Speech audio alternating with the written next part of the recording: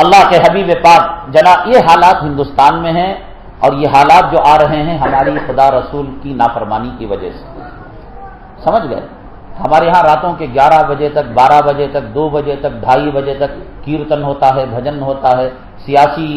اتھل پتھل ہوتا ہے، کوئی روکتا نہیں۔ ہم نے کسی کا برا چاہا، ہم نے کہا کہ ماں ہے، یہ باپ ہے، یہ پڑوس ہیں، اور یہ شریعت ہے، یہ نبی کی تعلیمات ہیں، یہ مسجد کو گندا کیا، یہ اسلام کی تعلیمات ہیں۔ ہم نے کہا کہ اغیار کے بتوں کو گالی نہ دو، ان کی کتابوں کو نہ جلا۔ کون سی اس میں دہشت گردی؟ سمجھ گئے؟ کوئی ڈرنے کی بات نہیں، ہمت کے ساتھ، جرأت کے ساتھ، اور بالکل بے باکی کے ساتھ آپ زندگی گزاریں، اور یہ اس وقت ہو سکتا ہے جب قرآن اور حدیث کے دامن کو آپ تھامیں گے۔ ایک سنت زندگی سے جائے گی تو پھر خدا کی مدد اور نصرت ہٹ جائے گی۔ ایک مشہور واقعہ ہے، آپ جانتے ہیں، ایک صحابہ کرام کی جماعت ایک قلعے کو فتح کرنا چاہ رہی تھی، قلعہ فتح نہیں ہو رہا تھا۔ آپ ادھر دیکھیں گے، میں بات ختم کر دوں گا، کچھ نہیں ہو رہا، کچھ نہیں ہو رہا، اور بالکل معمولی بات تھی، قلعہ فتح کرنا کوئی مشکل بات نہیں تھی، بڑے بڑے معرکے سر کیے ہوئے تھے۔ رات میں مشورہ کیا، پتہ چلا مسواک کی سنت سے غافل ہو چکے تھے۔ مسواک کا مسئلہ یہ ہے کہ ساری زندگی اگر کوئی مسواک نہ کرے، میں مسواک نہیں کیا ساری زندگی،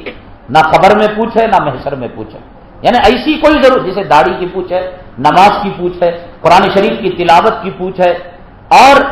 نکاح کے بارے میں پوچھ ہے، حلال و حرام، مسواک کوئی ایسی چیز نہیں، لیکن صحابہ کی زندگی سے ہٹ گئی، خلاف پتہ نہیں ہو رہا تھا۔ اور جب مشورہ کیا کہ کیا بات ہے کہ بھئی خلاف پتہ نہیں ہو رہا ہے، ایک صحابی نے کہا کہ سفر میں آتے ہوئے ہم نے مسواکوں کو چھوڑ دیا، تو دوسرے دن وہ درختوں کے اوپر چڑھ کر وہ کاٹ کر کاڑیاں مسواک بنا کر جب جو ہے دانت صاف کرنے لگے تو دشمنوں نے یہ کہا کہ بھئی اپنے دانت کو تیز کر رہے ہمیں کاٹ کھانے کے لیے، بغیر لڑائی کے خلاف پتہ ہو گیا۔ اللہ کی قسم عزت و جلالت کی، جیسے شہد کے لیے میٹھا ہونا ضروری، برف کے لیے ٹھنڈا ہونا ضروری، آگ کے لیے گرم ہونا ضروری، رات کے لیے تاریک ہونا ضروری، اور دن کے لیے سورج کے لیے اجالے کا ہونا ضروری، چاند کی چاندنی ہونا ضروری، ستاروں کی چمک دمک ضروری، اور پھولوں کی مہک اور خوشبو ضروری، اور سمندر کی روانی ضروری، اسی طرح لکھ کر رکھ لو، ہماری کامیابی سنتوں کے بغیر نہ ہوئی ہے نہ قیامت تک ہو سکتی ہے۔ اس لیے آج یہ اللہ کے گھر کے اندر بیٹھ کر اللہ کو حاضر و ناظر جان کر اللہ سے وعدہ کرو، اے اللہ جو ہو گیا سو ہو گیا، اے اللہ کیسے کیسوں کو تو نے معاف کر دیا، حضرت جو ہے وحشی کو تو نے معاف کر دیا، ہندا کو تو نے معاف کر دیا، ابو سفیان کو تو نے معاف کر دیا، حضرت حمزہ کا کلیجہ انہوں نے چبایا تھا نہیں چبایا تھا؟ ہم نے کسی کا کلیجہ چبایا؟ نہ اس سے برے تو نہیں نا حضرت وحشی سے، اور ہم حضرت ابو سفیان سے برے تو نہیں تھے اس وقت، اور ہم حضرت ہندا سے برے نہیں تھے۔ مولا کریم، اے رب کریم، کیسے کیسوں کو تو نے معافی کا پروانہ دے دیا۔ اے اللہ، حضرت موسیٰ علیہ السلام کے زمانے میں ایک پاپی تھا، ایک ظالم تھا، ایک جابر تھا، ہر وہ گناہ جو دھرتی پر ہو سکتا تھا اس نے نہ کیا ہو ایسی کوئی بات نہیں تھی، لیکن جب اس کا انتقال ہوا اللہ تبارک تعالیٰ نے حضرت موسیٰ علیہ السلام کو وحی کی، اے موسیٰ جا کر تم اپنے ہاتھ سے اس کے کپڑے نکالو، اس کو غسل دو، اپنا جسم کی چادر اسے کفن دو، اے موسیٰ تم اس کی نماز جنازہ پڑھاؤ، اے موسیٰ تم اس کو قبر کھود کر اپنے ہاتھوں سے قبر میں اتارو۔ اللہ کا حکم تھا، اللہ کے حکم کے سامنے حضرت موسیٰ علیہ السلام لاچار تھے، سمجھ میں نہیں آ رہا تھا، جو زانی، جو پاپی، جو شرابی، جو کبابی، جو فاسق، جو ماں باپ کا نافرمان، جو قاتل، آج اللہ تعالیٰ کی شان رحمت جوش میں آتی ہے، وہ اللہ جو اس موسیٰ علیہ السلام کے ذریعے سے اس قاتل، زانی، پاپی، شرابی کو ہاتھ کے ذریعے سے مغفرت کا پروانہ دلا سکتا ہے۔ آج تو قسم کھا لے داڑھی رکھنے کی، آج تو قسم کھا لے نماز پڑھنے کی، آج تو قسم کھا لے روزہ رکھنے کی، آج تو قسم کھا لے نبی کے طریقے پر چلنے کی، کیا کل صبح میں تیری دعا قبول نہیں ہوگی؟ کیا اللہ تجھے نہیں کہے گا ایک قدم آ میرے بندے، میں 10 قدم آؤں گا، تو چل کرا میں دوڑ کر آؤں گا، تو دوڑ کرا میں سینے سے لگا لوں گا، تو اپنا بن جا، آنکھ تیری ہوگی بینائی میری ہوگی۔ ادھر دیکھو ادھر دیکھو، کرامن کاتبین آ رہے ہیں،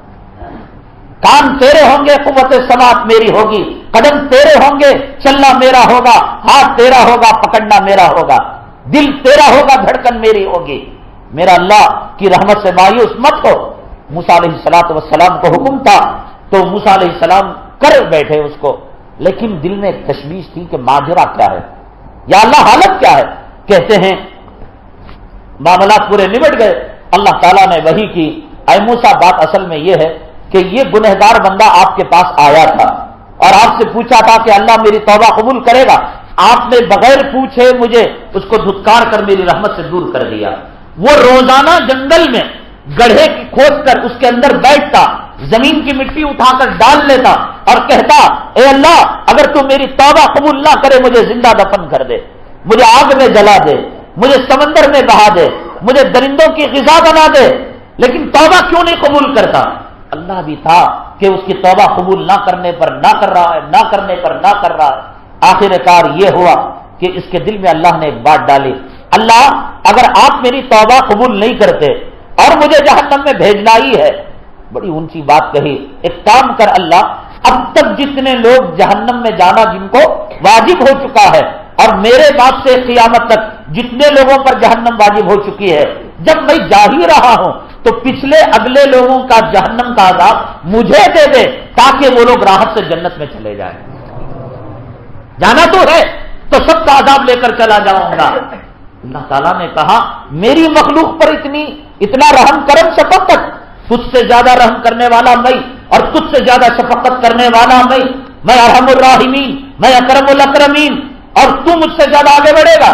تو اللہ تعالیٰ نے کہا دیکھ تجھے موت سے پہلے ایسا چمکاؤں گا دنیا میں میرے پاس آنے سے پہلے کہ دنیا تیرے گیت گاتی رہ جائے گی۔ وقت کے پیغمبر کلیم اللہ، وقت کے پیغمبر صاحب توریت، وقت کے پیغمبر حضرت موسیٰ علیہ السلام کو کہا کہ جاؤ اور اپنے ہاتھوں سے یہ معاملہ کرو۔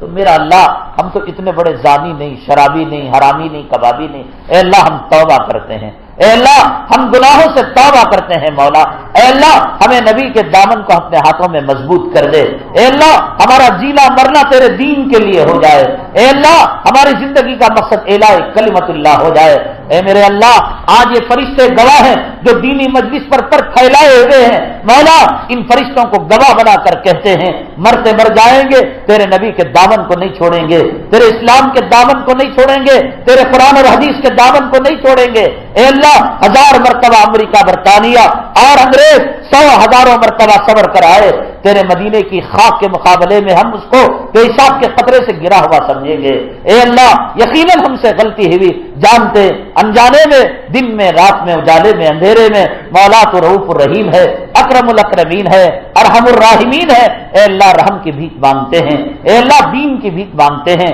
اے اللہ سنت کی بھیک مانگتے ہیں، اے اللہ اسلام کی بھیک مانگتے ہیں، اے اللہ آقا کی محبت کی بھیک مانگتے ہیں۔ اے اللہ ہمیں دین کا مجاہد بنا، دین کا غازی بنا۔ اے اللہ بستروں پر کافروں کے سامنے سڑ کر مر کر، ایڑیاں رگڑ کر چماروں کے سامنے مرنے سے اے اللہ تیرے راستے کی ہمیں شہادت نصیب فرما، اے اللہ تیرے راستے کی ہمیں شہادت نصیب فرما۔ اے اللہ ہم سے دین کی سربلندی کا کام لے لے، اے اللہ ظالم کے پنجے کو بڑوڑ دے، اے اللہ مظلوم کی اعانت فرما، اے اللہ عالم اسلام کی مدد فرما، عالم اسلام کی نصرت فرما، اے اللہ دینی اداروں کی مدد فرما، علماء کی مدد فرما، اولیاء کی مدد فرما، اے اللہ شان کی عزت کی، اسلام کی سربلندی کی زندگی جینے کی توفیق نصیب فرما، اور عزت کی موت، کلمے کی موت، سجدے کی موت، طواف کی موت، تلاوت کی موت، اور آخری وقت جب ہم دنیا سے رخصت ہوں منہ میں زمزم ہو اور آقا پر درود ہو، تیرا کلمہ ہو، اے اللہ ایسی موت ہمیں نصیب فرما۔